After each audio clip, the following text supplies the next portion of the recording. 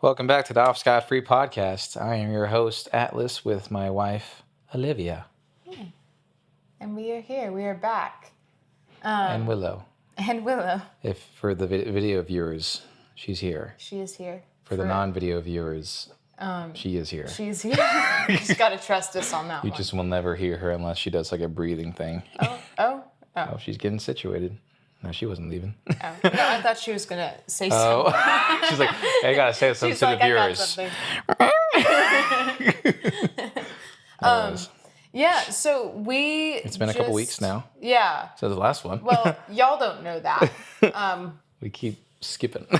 Well, no, it's only been one skip last week. Is that true? Yeah. I think you're right. We skipped 1 week, so we're trying to fill y'all in a little bit on what's gone on the past 2 weeks. Going Even on though, a Scott household over here. honestly, it's not too eventful. No. We had, last time we talked, we had our snowpocalypse for Yes, we did. a couple days. It was Went just back ice. into work. It was Yeah. so icy. Yeah, and then it just stayed frozen for a minute. But Yeah. And then it got to 70 degrees within like another few days. yeah. Ridiculously. But currently, as you're tuning in, I just got back from a weekend in College Station, and it was the first time that me and Atlas have spent a night apart since we got married in November. Mm-hmm. So I didn't like it. no, it was not good. I sat there in the bed and I was like, she's not coming. Yeah, Just start crying to myself. it was actually like I had a good time Yeah. in College Station. I think you utilized your time away from me well as well. However, But I also like you. And so when you leave, it's not fun. yeah, I felt like it was kind of revealing of, I think it was revealing of how much he provides for me emotionally, you know? Because when I go and have to share attention spans of multiple people and I'm not getting all the attention, I get a little bit upset now.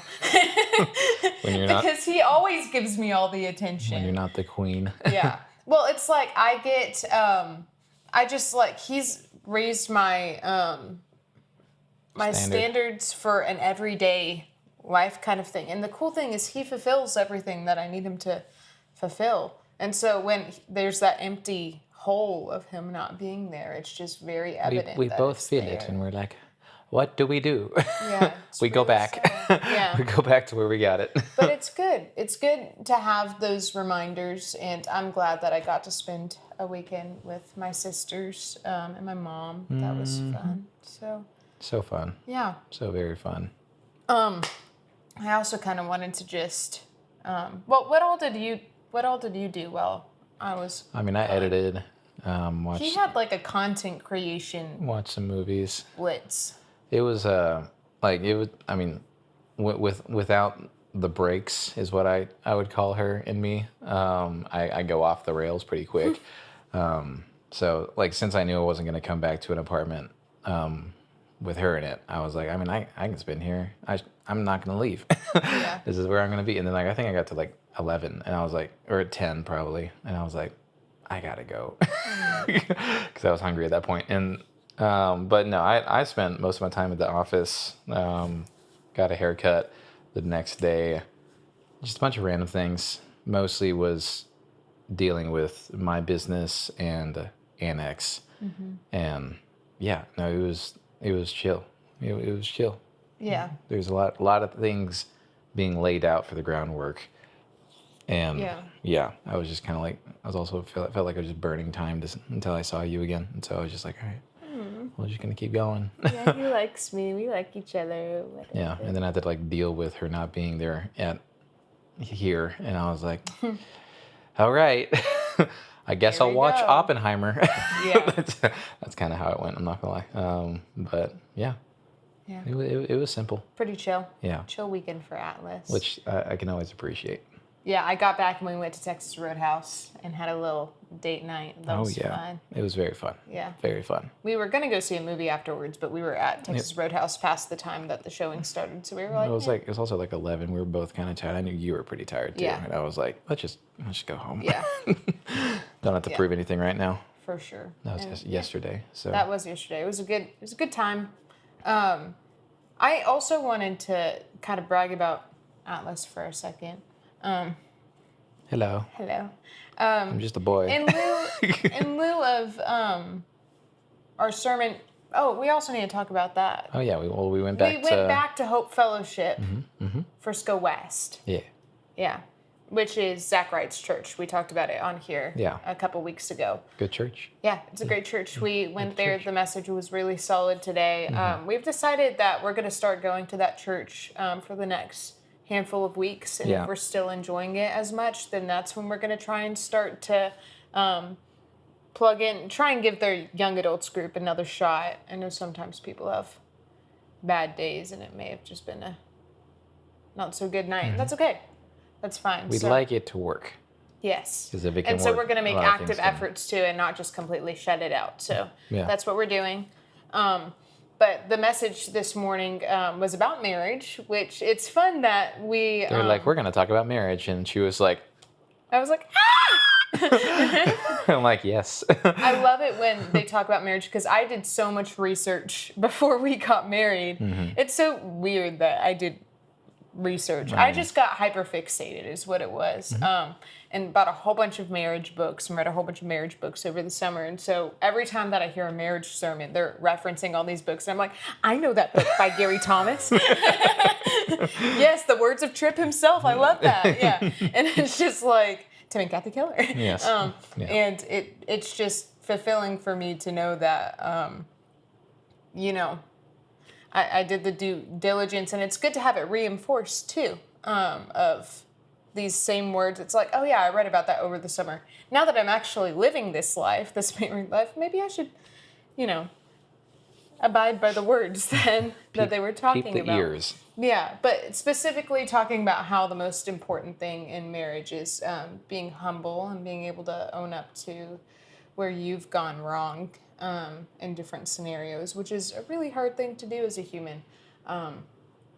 But specifically, he also urged everybody, like, hey, if you have a positive thought about your partner, or for anyone of that matter, you should just say it, because people like to hear compliments, and it's really uplifting and kind. And in lieu of that, I would like to shower you with a little bit of appreciation. Shower me with your compliments.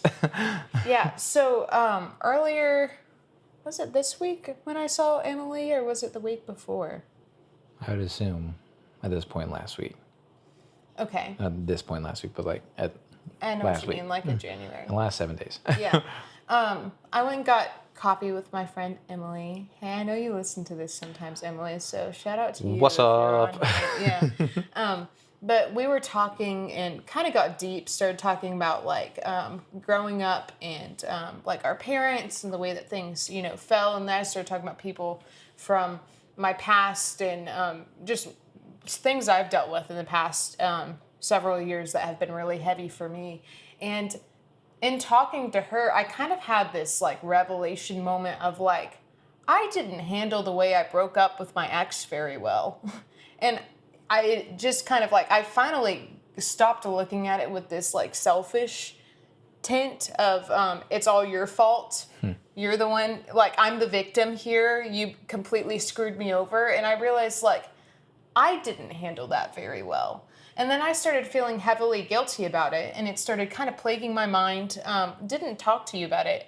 No, I did. I talked to you about it a little bit, just what me and Emily talked about, but I didn't tell you that I was feeling guilty about it until I had a dream about my ex. And then the next morning I was like thinking about it all day, got home and went and was like so nervous to bring this up to Atlas. Like, I've been thinking, and I don't think I handled this situation right, and I feel the need to apologize, but I also know we're so far past that, and I've not talked to this person in years, And I don't know what to do. And anyway, I was really, really nervous to talk to Atlas about it.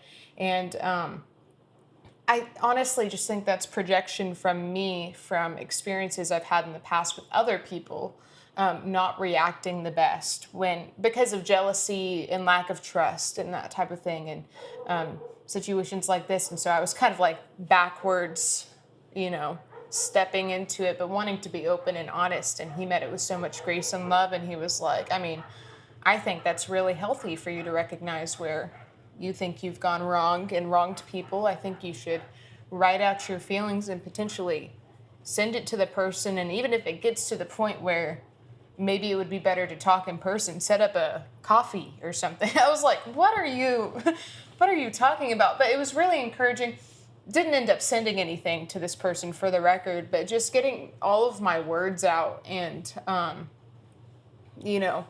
being able to have somebody who's really loving and supporting and able to listen and not be critical or take it personally it was really like sanctifying to me. You know what I mean? I think there's a part of me that kind of leans to being a little bit more on the jealous side because of the way that other people have treated me in past relationships. Like if you were talking about a past significant other, I think probably my immediate gut thing would be, why are you thinking about that person? And like kind of a really negative thing, but it's just because that's the way other people reacted to me in the past, and that's the way my brain is wired. And it's like we are doing the sanctifying thing where we untangle things and smooth it back out again. And so anyway, I just wanted to give you kudos for being such a loving and supportive person to me and helping me navigate my feelings and my heart, and not feeling attacked or untrusting or unloved when I'm just trying to figure out my heart. So. Oh, well, thank you. Yeah. I try my best. Yeah, but I'm not always like that, but when I can be, I like to be. Yeah. Me and Atlas were kind of ranting about this yesterday, but trust is such an important value in a relationship. And it's like, well, duh, trust and communication and all the things that everybody says, but it's like, I cannot stress that enough. No, without trust, you don't have a relationship. Yeah. That's just, it can't work without it. And if you didn't trust me when I revealed the way I was feeling to you, then there probably would have been those We'd be in a much worse place right now. Yeah. Like, honestly. Yeah. It would be really bad. But there's a difference in where you have your faith. That, to me, is where trust can be found. Yeah. It's like, well, you chose me. Yeah. We're here together. I know we have a really great relationship. You chose me. You believe in God. I believe in God. And I believe that God's better than I am at planning things. And if things go wrong to me in whatever situation I'm in, God was not surprised. Yeah. And he can use it to his glory. Agreed. It's a very simple thing. It's hard. It's hard to implement that on everything. But when I was hearing that from you, and all I heard was, I'm hurting in a way that is so divorced from you, that has nothing to do with you, but if you can help me on some level, or at least help me process it, or just be a hearing ear, I'd really appreciate that. That's what I heard. And I was like, I can do that.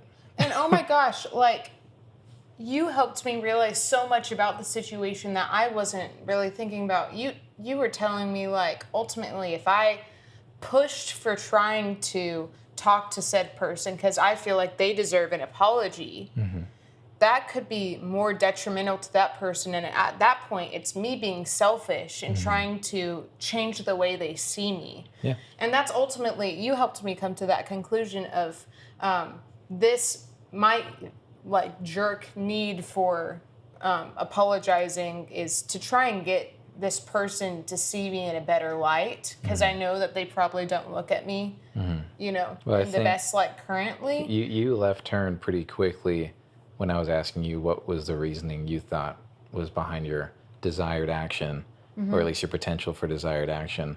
And you were like, at least from my memory, is like, oh, well, I'm trying to help them do this. And I was like, no.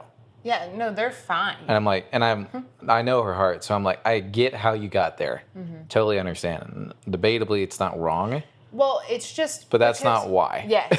Well, we talked about this too. I was like, if I were on the opposite side of the situation, I would really appreciate it if exactly. this person reached out to me. Yeah, but that's you. But that's me. I'm not that other person. Yeah. And it can be borderline really selfish, unloving. Well, you can undo years of healing. Yeah. Pretty quickly because of a selfish desire for how they view you, which might make them view you worse. Yeah. So it's like, be careful with what you do because you're not zooming out of your own head. Yeah. Because especially in this situation, I think it's very hard to do. I know it was hard for me in my tribulations with other lovers, if you will. Yeah. And more importantly, like when I was seeing her in your heart and what she was going through, I was like, as lovingly as I possibly could, I was just trying to steer you to be like, hey, why are we doing this though? Yeah. Why do you think this is happening right now? And I appreciated her humility to be like, no, it is actually for me. Yeah. You are right.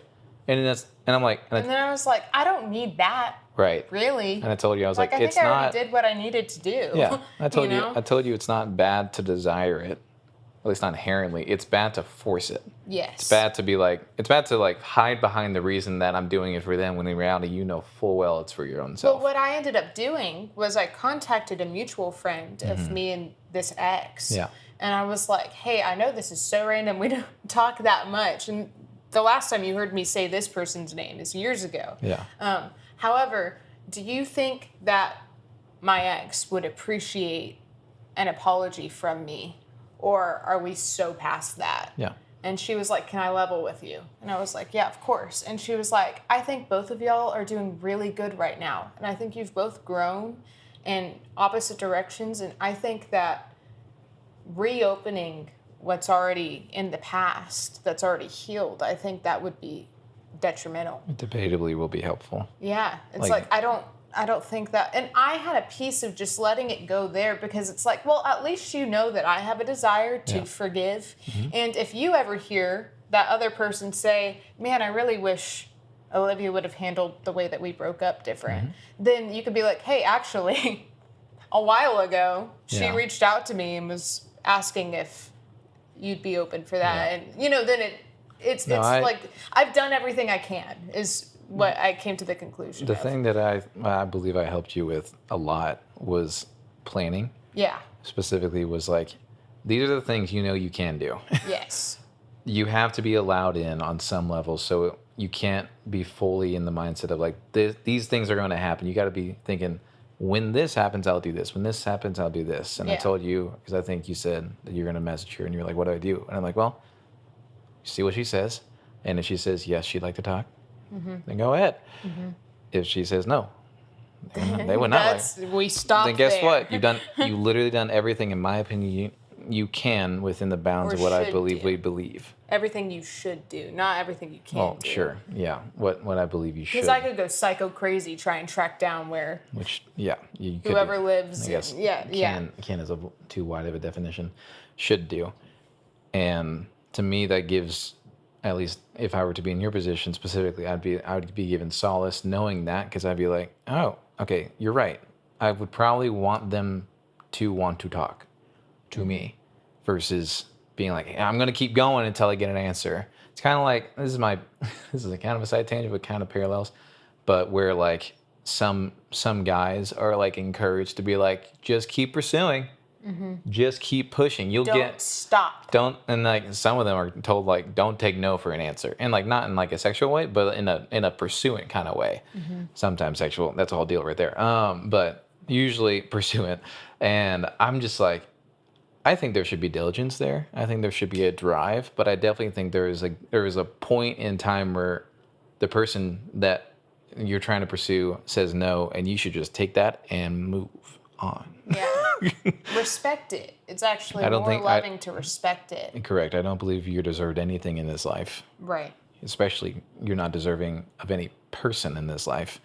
Therefore, I believe you should move on and let God provide where you need to be. Yes. So in that similar sense, I took that logic and I threw it to you. I was like, if it's gonna happen, I promise you it's gonna happen. Like yes. I have personal experience in this. Like if it's gonna happen, it's gonna happen.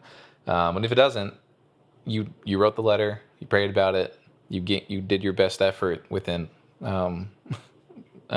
rational means, and you can move on now, which will be a choice. It's always a choice, by the way. Like Yeah. to move on is, I think, you set the standard for yourself, and sometimes you let your heart set the standard for what moving on looks like. Yeah.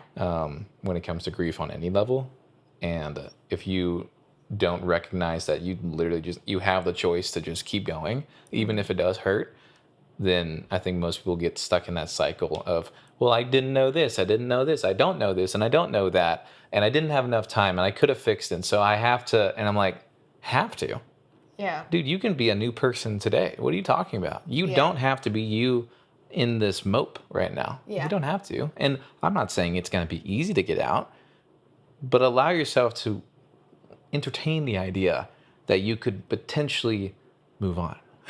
Yes. Like I said, very hard Yes. sometimes, but is worth recognizing, because I think in this culture of justice, like I really do think a lot of people think that like it's like the cancel culture, it's the social justice movement. A lot of people come from a place of there has to be a rectifying for the hurt that some people have, whatever Yeah. the situation. I'm not going to name anything specific. And I'm just like, I mean, not to be biblical, but I'm like, they killed Jesus, and he was the nicest, most forgiving person in the world. Talk about the most unjustified action of all time. And he forgave. Yeah. From a Christian perspective, and I'm not talking for anybody else that isn't. From a Christian perspective, to hold on to the thought that you need to bring justice to whatever situation you came out of from hurt is incorrect and unbiblical, and more importantly, satanic. Yeah. And so my goal as the leader of this family, of us as a couple in 2026, is so that we're coming from a place of heavy grace, heavy forgiveness. And I think we both have a lot to learn from that. Yes. I know me personally, I have a lot to learn from that. And the more we can learn that, the more God can be seen through our actions, instead of Yes. trying to be God himself. Yes. And so I was very proud of her actions, for the record, of coming out of this situation. Well, I was going to say also, if this is for you, listener, if You should know this too. if you are a jealous kind of person by nature, now that can be just the way you've been. It usually comes from some sort of insecurity. And sometimes it's a learned behavior from what you've seen in relationships previously. It's a standard. Something I want to encourage you of is if your partner comes to you with something vulnerable like that, like, hey, I'm thinking about an ex right now, don't respond negatively. Because next time that they have that thought, they're not going to want to come to Guess you. who they're not coming to. Yes, and it's going to promote secrecy, Yeah. and it's going to promote any secret that you have in your relationship is going to drive you further away from each other and further away from God. It puts a wall up, a barricade up for any sort of sanctifying. Yeah, 100%. And it's not loving. Yeah. I wrote something down. What'd you write down? I wasn't trying to stop your No, thought, for it's the okay. record. But there's this pastor called Ben Stewart. He's my favorite pastor of all time. Love you, Ben Stewart. Because we know you're watching this. He's not. Can you imagine? He's watching this. Hey, he may be. That'd be kind of sick. I feel very honored, honestly. But he's talked about how relationships break down usually not because of like a big thing, but it's because of little hurts. A bunch of tiny little cuts. Bunch of little cuts, like 1,000 cuts, that kills, Mm-hmm. And he specifically called it like sediment in a river. And it's like when the river's running nice, it's great. And it's like a little bit of sediment's not going to do anything. But over time, give it a month, give it a year, give it a decade, it's going to dam up. It's like it's going to stop flowing, or it's going to be so tiny that it's debatably a river at that point. And it's because you didn't take the time to clean out the sediment and let it run clean. And I have found the best advice is to not go to bed angry. And more specifically, if you have any anger or resentment towards your partner, and this sounds so obvious, but it's hard in practice. If you have that, make it known. Make it clear. Make sure that it's not at a stupid time. Don't be foolish. Don't be like on like a roller coaster and be like, I hate you. It's like that's not going to help anybody. No. Versus y'all like sitting down maybe at dinner or something pretty low key so that you guys can both listen to each other. And the best thing the other partner can do on the other side, whenever resentment or hurt is coming across, whether it be personal from from you or a completely different thing that they're dealing with, it's very helpful. I have found when I can do it right to not take it personally, have listening ears, kind of like pseudo pray about it a little bit if not fully pray about it out loud, and then ask what do you want. Like just start asking questions, and if you can give advice that's requested, then do it. But more importantly, I found leading with the questions and coming from a place of almost mentor like. I don't know if that's the right word for it, but I guess better word, I guess partner. I'm trying not to use the relationship terms in this area, but I have found in the best times you've been a leader for me or a person to lean on for me is when I bring a hurt either from like caused that I believe from you or caused by somebody else. You come in with a gracious attitude and you're sitting there like, all right, let's talk about it. Instead of how dare you? Like be happy versus it's okay. And in the times that I do approach you in that how dare you, it makes the entire ruffling of the feathers stay ruffled that much longer. Well, instead of a partnership, it's now a war. Yes. Or a battle, if you will. And that doesn't help. Yeah, and I like how you did the parallel lines and then them. Yeah. Because a parallel, it just takes 90 degrees and then boom. Yes, but it's like we are going in the same direction. We are not trying to conflict with each other. And it's like the quickest we can get back. Thinking we're going to the same, and pointing it back to God. Oh, yeah. Ultimately. Back to God and not take it personally, realize that they literally just want to help, like Humility. want some help, you know? Yeah.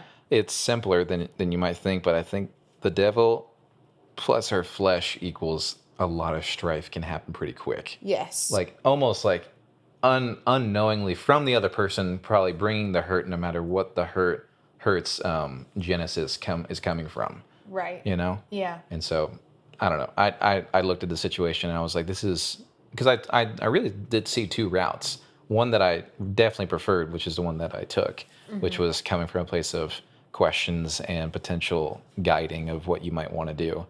Or take it personally and be like, how dare you think about your ex? Like, why are you thinking about your ex? And I'm it's been years. Why are you still thinking about that? And I didn't take that because I know your heart. I know you desire me. You chose me. It's also like if I'm coming to talk to you about it, like I clearly feel some sort of guilt about it that I'm trusting you with. Like if you wanted to do anything, you probably wouldn't have told me.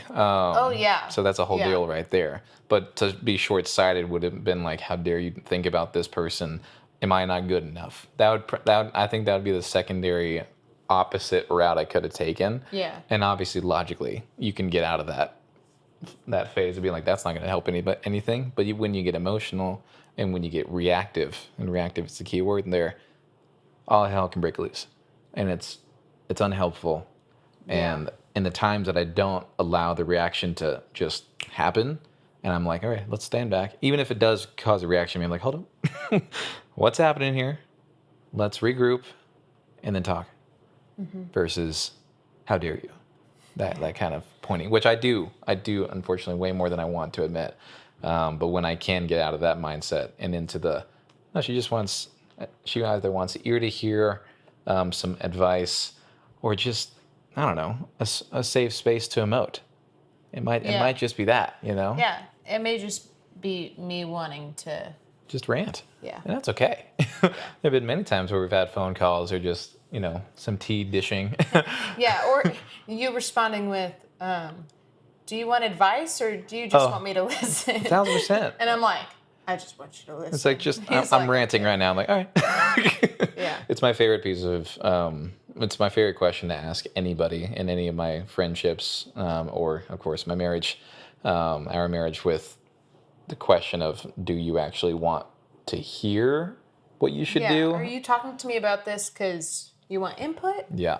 Or do you just want to dish? Yeah. Do you want to process it with me more as like oh man, that sucks. Oh, that's crazy and that's terrible or whatever. And you're getting to it. Yeah. And I found most people in my many interactions with people, especially my own, is that they usually know what they need to do. So it really either takes a guidance to get there, as in a lot of questions, or time and ranting, if you will. And so I have found that to be very helpful. And I try to be that. I'm not on any level perfect, and it does not happen as much as it should. But when it does happen, it's great. Yes. So that's very great. That's one time right there. So I appreciate it. Thank you.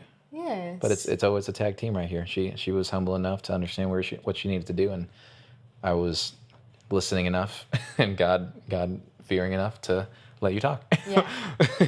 And also, if you come from a relationship background where you didn't feel safe sharing your heart, don't stop yourself from sharing your heart in new relationships, because it could be very, very detrimental to the health of that relationship. And there was so much of me when I sat Atlas down to talk to him about it, that I was like, I shouldn't say this. Maybe I should just say something different. I was like sitting there. She was like, "Can I talk to you about something?" You were kind of like semi-baby voice, but semi-serious voice. And I'm just sitting there like, "Is it about me?" Because sometimes it's about me. And I'm like, "Oh, no." I was like, no. It's like, it's not big. I'm like, "Cool. What else do you want to talk about? This is great." But it was like, there's so much peace in getting it out there and being accepted too. So don't negate yourself from ever having acceptance from not allowing yourself to talk, you know? So yeah, if you don't have full freedom in the relationship, it always feels worse than it could be. Yes. So that's our spiel on trust in relationships. That's our TED Talk. Thank you for coming. Yes. For our less than, what is it? We're 3 or 4 months in to marriage. I think we just hit 3 months. Yeah. Yay! We're doing great. We're doing great. Learning so much. Yes. In other news, I got a walking pad for my desk at work. This is so random. Also known as a treadmill. Yes. It's called a walking pad. It is.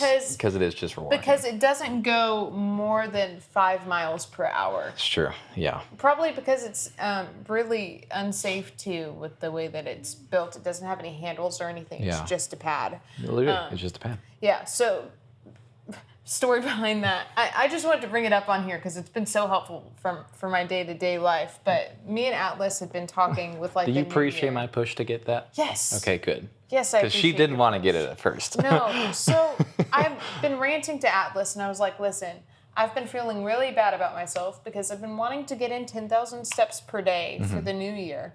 And I've not been doing it. And what I found is I wake up early at a time I don't want to. I'm tired all day. It's dark. It's dark. Winter. I want to sleep in the morning. I don't want to get up at 6. I don't want to get up at 5. Who does? Yeah. And I was like, but then I go to work my butt off, or I don't. And either way, it's kind of draining. Either way, it's 8 hours of my day. It's 8 hours of sitting down. Not a lot of movement. And if you do movement, it's for like 30 minutes at a time, maybe. Yes, but then my brain is dead. By the end of the day, I get home, and to walk 10,000 steps. That's already more energy that you probably. It's more than an hour. Yeah. Oh, it's so much. It's like 5 or 6 miles or something like that. It's stupid. Yes, and I get off at 4, and my brain is like, well, I should start making dinner. I should start doing the things that I want to do after I got off of work. It's 4:20, 4:30 at this point, and you're already like a little hungry, so you're like already kind of getting to the food mode. And then after food, you're like, I don't want to move anymore. Yeah. And then it's like, I don't want to do anything else. Yeah. And the sun sets at like 6 nowadays. Currently right now. Yeah. It's not a little bit, around 6. Yeah, we're looking forward to summer right now on that one. Yeah. But I kept hearing this personally. And you're, at least from my recollection, you had the thought of, what if I walked to work? Yes. I was like, what if I made it literally it would get that impossible. Impossible for me not to hit 10,000 steps. I was like, I'm just trying to find I need to make it to where I need to do it every day. Or break down all the barriers. Yeah. So that if you didn't do it, it's because you literally just chose not to. Yes. Not because you actually had a good reason. Yes. And I kept talking about how at 8 a.m. when I get to work, my brain is on productive mode. And when I get off of work, my brain is on non-productive mode. Yeah. And you brought up what if you got a walking pad? Yeah. And I was like, you thought about walking to work, you thought about biking to work, and I was like, I love those thoughts. Question. If you like had a treadmill at your desk, would you even use it? And I think you were like, yeah, of course. I was like, maybe. It was not a no, and I was kind of shocked by that. It was, I'd try it because Yes. I wasn't sure if I'd be able to multitask. Yeah, I had a coworker who got a walking pad. Yeah, yeah. About a year ago. Yeah. And she used it for a couple days and then couldn't anymore because It was just getting in the way of her how she just couldn't thought multitask. things. Yeah. Yeah. And so I was like, I mean, I would definitely try it. So Atlas. Well, I made sure, so I got it on Walmart. Yes. And I made sure I was like, if you don't like it, I think it was it might have been 90 days. I'm going to say 30. It had return. It had a return policy of Yeah. at least 2 weeks, if not 4 weeks, if not many weeks. And I was like, hey, if you don't like it the first week, we can just return it. Yeah. And it's like $60-$70. So if you really hate it, you're not losing anything except just the experience of not wanting to use it. And so I got it. We got I set it up, and it's really easy to do my job and walk at the same time. I was really happy to hear that. Last week. And you have a standing desk too, so that made it Yes. super simple. It's either standing or sitting. It's Yeah, a little. it's moving. It's a moving desk kind of Yeah. thing. It's really cool. Yeah, and so last week I got over 20,000 steps per day. Yeah. Which I was like, what? Yeah. This week was more in the 10,000 range. Yeah. And I think I'm going to try and stay between 10 and 20,000. Yeah. 20,000's a bit much, and Yeah. there are times where I'm just going to need But to it sit was there cool and that you lock could in. naturally get there without much work. Well, I also additional, found out, in addition, that it wasn't as because I worry about my body's going to get all achy and I'm sure. not going to want to. And it became kind of Oh, like a sore. second-hand kind of thing, like blinking or breathing. And, Sure. After It's a like, certain all right, point, we're gonna it was walk just like, and now we're gonna just do work. walking. Yeah. And it's like, if you're getting annoyed at the pace of it, turn it down. Yeah, you nothing's know? stopping you from going slower. You have 8 hours to get 10,000 in. It's not hard. Yeah, honestly. it's like if you really want to get a lot of steps in, put it on 5. Yeah, and and just keep going. Keep on trucking right Yeah. there. Yeah, or you can put it at 4, Yeah. 3.5, and Yeah. you're fine. So, but it was really good. I was very, very pleased that you were pleased with it because I wasn't sure, honestly, if you're gonna like it. I or also not. told Atlas, I was like, it actually made me more productive because in order to keep my brain from thinking of the fact that I was walking, I was doing all the tasks that I had. Oh yeah. And it made time pass a lot faster. And it also doesn't promote scrolling as much. Well, you can't really. Yeah. It's like I can can't. scroll, but it's like I'm moving. Oh I'm yeah. I'm not moving when I'm Well, scrolling on my phone. I kind of think I come back to our time in Europe and how much we walked. Yeah. And like I think there were times where we'd scroll sometimes, but for me personally, I was like when we were moving and we had an objective, I'm like, we're going. Yeah. We're going It's right like, now.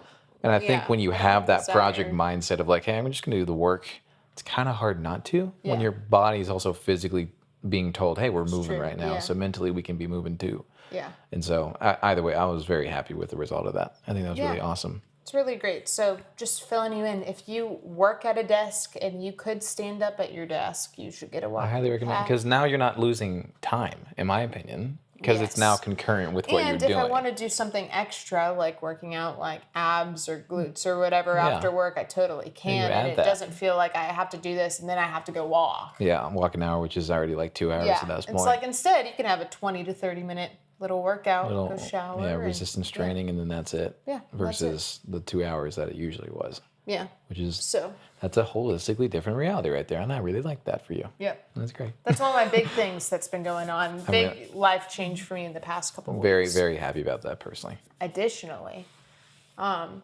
things that we've been working on the past couple of weeks. Atlas's projects. We talk about Atlas's projects a lot on here. I mean, it is what we do. I'm not gonna lie.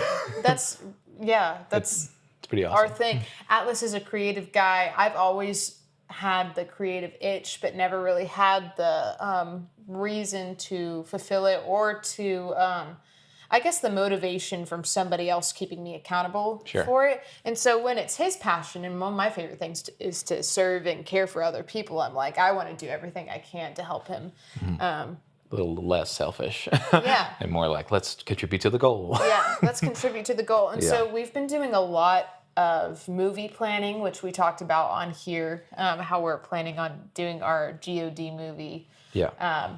as well as Annex B concert planning. It's all very rough in the future, but we came to the realization the other day that that movie, we got to have an outline by soon. Like probably by the end of March at the very least. So I can start writing it, and then we start drafting it, and then start talking to people. So we can have a rough draft by summer, so that we can start getting cast and crew picked out, so that by the time the concert is over next January, February, we can go ahead and get started on production, which is insane. Yeah. But it's just that's how it works, though. I think I've been in like a holding pattern for Annex for a while until honestly she came into the fray. She, Olivia plus Blake and Rosie, shout out Blake and Rosie. I think that all of y'all, specifically, really, especially now, her Olivia, has been like let's do the thing. You've been kind of waiting. Let's do the thing now. And so I've been. Since I know how to make movies and know how to do production stuff, I've been able to like outline what's going to happen, what has to happen in the moments that's going to happen. And I remember when I think you honestly asked like, what are the next steps for the movie? What does that look like? And yeah, I literally because I've never made a movie before. Yeah, which besides iMovie on my mini iPad. And no, we're not trying to do that. We're trying to do something else. And I remember I was like, oh, I can like give you like a little crash course on what this literally can look like. Because I think a lot of people hear, let's make a movie, and they don't know the first step, much less the 10th or 12th or 100th. Yeah, and you broke down pre-production, production, post-production, step by step by step. I have a straightforward way to make movies. It's not as complex as people realize. It's a much more parallel, simple, linear process than people realize, but it is also a lot. There's a lot of steps to figure that out. And so anyways, we went through that crash course, and you were like, all right, cool. So that means we have to like get the script done soon. I was like, so we need to work on the outline. Yeah. Like now. And it made us both put a fire under our butts. We were like, we got to do it. Yeah, so well, it's like if we wanted to come out next year or the year after. If we want to start production next year, like early next year, we gotta get this thing going. And that was motivating to both of us. ASAP. Yeah. Because I think the plan is get all of this out so that you can start working on another music project, which we haven't even talked about that really, but I think that is the goal is to 100%. get past this story so you can be thinking of other ones. Yeah, album too. Yes, but also by the time that the movie's out, we're not having babies and stuff. Correct. Yeah. You know what I mean? Like it's like I would rather, before this all happened pre-30s for us. Sure. Yeah. And right now we're mid-30s, and it's like I really hope it doesn't take 5 years for. There are ways to do this quickly. We just got to be diligent. But if we want to be diligent with it, we have to start thinking about it now. So that's why Butts on Fire. Urgency. Butts on Fire, gotta go. Yeah. Going. Where's the water? Yeah. Full speed. 100%. It's been really good, though. We actually, me and Atlas love to yap. And Big we yaps. both. If you couldn't figure that out already. Yes. But we found that we both really like storytelling and planning and that kind of thing, too. We're very critical of bad and good stories. Yes. Which is helpful for outlining It's because so then we can figure out logistically how a story should go. We usually have very similar opinions too. Not always, which is good. It's good that we don't have identical opinions. More well-rounded. Yes. But after we get out of a movie, like at a movie theater, we both can pick apart the things that we liked. We're like Tron Ares. Oof. Not great. Iron Lung. Yes. That was pretty good. That was pretty good. For a $3 million budget, that was insane. That's insane. Yeah. But it's just been really cool. We're trying to figure out I can't imagine. I'm going to tangent for 2 seconds. Yeah. I can't imagine having a partner that wasn't her, that couldn't do this with me. I'd hate myself. I'd hate my life. Yeah. It's so great. Anyways. Well, you probably wouldn't even. Well, I probably wouldn't even entertain the thought of marriage. Real talk. That's fair. I was gonna say, if you were already at this point with them, you probably would have given up on all of your creative endeavors. I would have had which to would at have this been point unfulfilling. if I had gotten that to that point. But that was one of the main reasons why I wanted to marry you. Yeah. Anyways, keep continuing. So sorry. That's okay. She's really cool.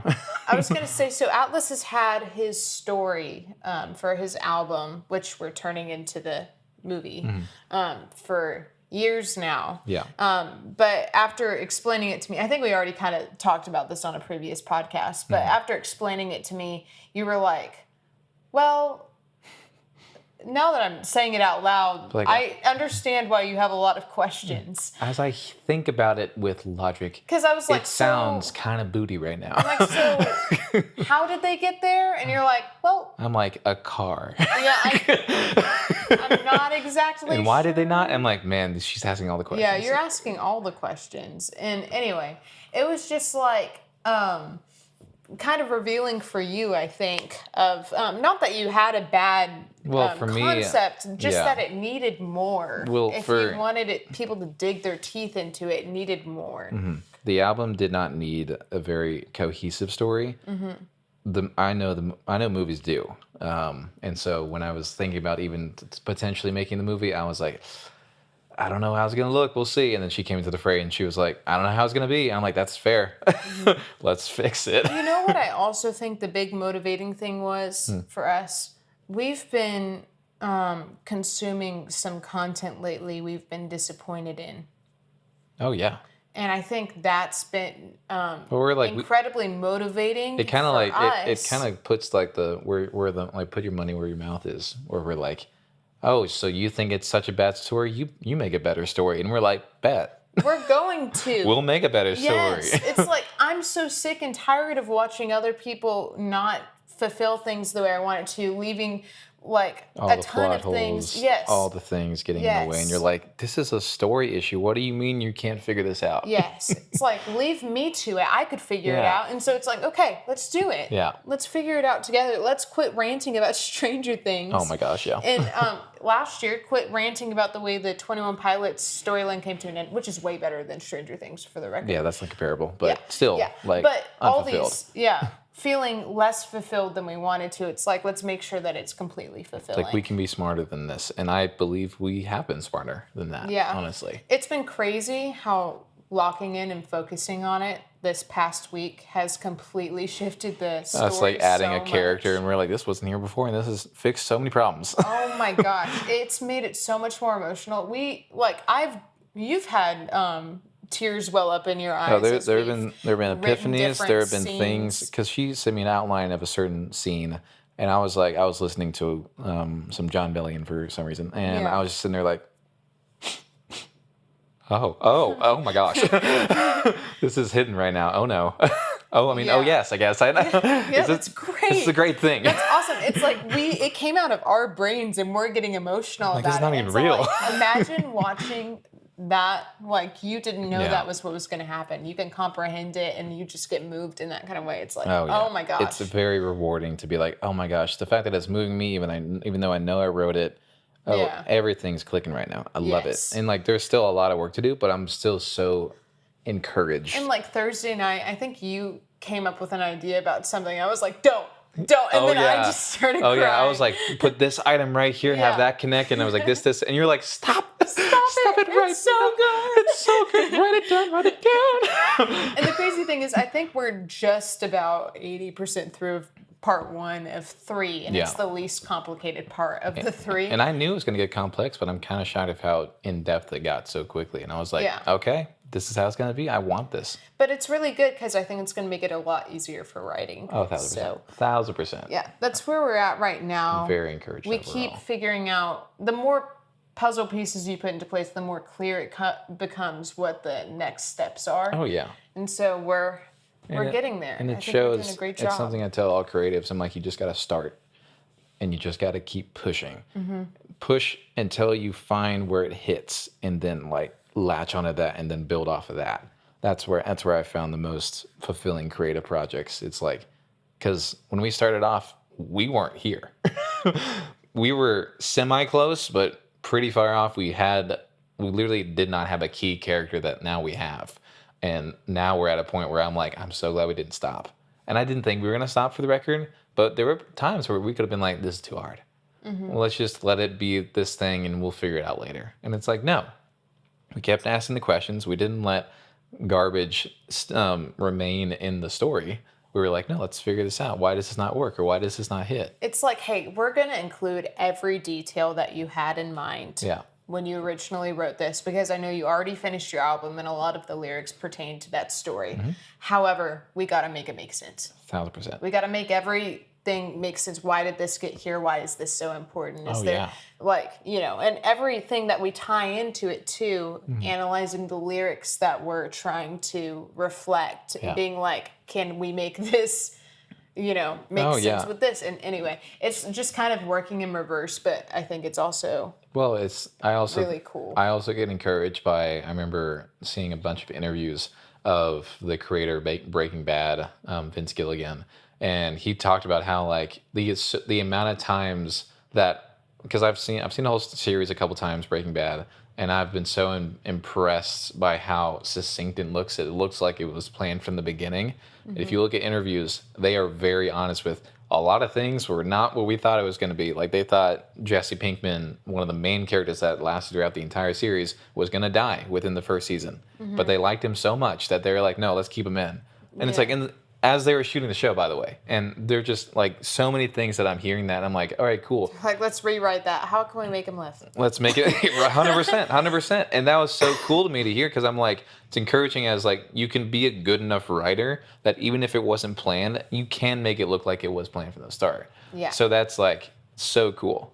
When that there is a skill, you can hone the skill so much that everything can look like, oh, this was exactly what I meant. This was exactly what I was hoping for from the story. Right. And so knowing that, I think I look at this and I feel encouraged by that, because I'm like, just because I had a previous story that was thinner and had less bones, we can still utilize that substance into the new story, new upgraded story, new cinematic story that makes sense while also being true to what was already there. Yes. And that's what I think good TV shows do, and that's what I believe what we're trying to do here. Yeah. Which I think is really awesome. It's so exciting. It's so encouraging, and I think you're really excited about it too. I'm very excited because we also had this like crazy moment last week. We were talking about Atlas's album title. So this was a crazy moment. For the record, Atlas's album is what's the word? It's a trilogy. Yeah. It's a composition of 3 different EPs that are going to be released separately, and then they're all going to come together, add a couple tracks in between, and it's going to make one whole album. It's a whole thing, and it's all continuous. Yes. Which is really cool. And it's really cool. Go stream it. It's not there yet. Go stream Gone, which is out right now, and true. Eli, which is out. Yes. And Cauterize is out now, too. At this point, it should be. Or at least, no, it's getting there. Cauterize is almost out. If you're watching just keep going. It doesn't matter. Anyway, but the different EPs are Gone, Oblivion, and Desire, which if you take the initials from each of those, it spells out God, G-O-D. G-O-D. And that was the original title plan for the album. And when Atlas first told me about that title, I was like, you're going to call your album God? And he was like, no, we'd call it G-O-D. And I was like, right, okay, for sure. And then I went along with it, and I was like, yeah, G-O-D, for the past year. But as we're sitting here and we're like writing this movie and also known as Jod. As we're sitting here and we're like writing this movie and like talking about it more, I was like, hey, I didn't feel really strong. I was like, I know it's not out yet, and this is the only reason that I'm bringing this up right now, because I don't want it to come out and then us to be disappointed with it later on. And I was like, but I don't feel really strong about the title being G-O-D. And you were like, I've never really felt super duper strong about it being G-O-D. To me, it made sense, but I also don't really care that much. Well, I was also like, it's a really cool Easter egg for someone to figure out. But if you paint it out for them, then it makes it a little less cool. Well, it's more in your face. Yes, and I was like, I think it would be cool if we tried to find another The term. potential name Yeah. for this album. And we were talking about different options. We had a bunch of really good ones. And then you went to go to the gym. Mm-hmm. And I came up with a bunch of good ones. Yeah, she texted me like 2/3 of the way into my workout, and she was like, "I got something." I said, "You need to come here right now." I'm like, "All right, I'm gonna finish my workout as I was gonna do before, but yes, I'll come soon." Yeah. Yeah. And then you showed me like all the names that you had written down, and you were like, "But this name though, this name right here, this is gonna work." And I was like, "Yep." Yeah. And so yeah, Yeah. that's the name. We're not gonna say it right now. Yeah, we're not going to say it, but I think it man, works. it's like the definitions and all the breaking down of each word that pertains to the name. It funnily works. It works in every sense. Like when I found it and I was reading all of these definitions and reasonings for this word being the name of the album to Atlas, I started to well up with tears because I was like, isn't this so perfect? Oh, yeah. And Isn't it especially with the insane? main character's name too, you're just like, what? Yes. How in the world? It ties to the main character, to the plot. Yeah, which makes to it look the- like it was planned from the beginning. It wasn't. Yes, it was not. Which I think is really cool. I was like, yeah, that works. Yeah, put that in. Yeah. Put that in right there. That's perfect. My hint to you is it's an astrological term that lines up completely with our story. Mm-hmm. So many ways that doesn't make any sense. It's really awesome. Oh, it's So that was really cool. It's so good. But like, I think just this whole process of her collaboration with me and Annex and what we've been creating so far, it's like, all right, this is what I was wanting in the first place for what I wanted Annex to become. And so I'm really, really happy with that. Good. It's really awesome. Well, I'm glad. Mm-hmm. Yeah. Okay. Well, But it is 5:36 right now. we are running late to a Super Bowl party right now. Very late now. Yeah. Yeah. Anyways. Yeah, we're going to see McKay and William Mm-hmm. today at their Super Bowl party, and they were like, "Hey, you should get here around 5:30ish," and we're like, "Yeah, for sure." Meanwhile, we haven't left our apartment yet, and I think but- it's 30 minutes away. You said 40. 40 minutes away. We'll get there. We'll get there. We'll figure it's okay. it out. But anyways, we don't do great socially. So. either way, encouraging weeks now, encouraging weeks ahead. That's it. Peace. Peace. We love y'all. I gotta move Willow now. You want to turn it off? You want to do the honors? That's the top red button. Here. Yes.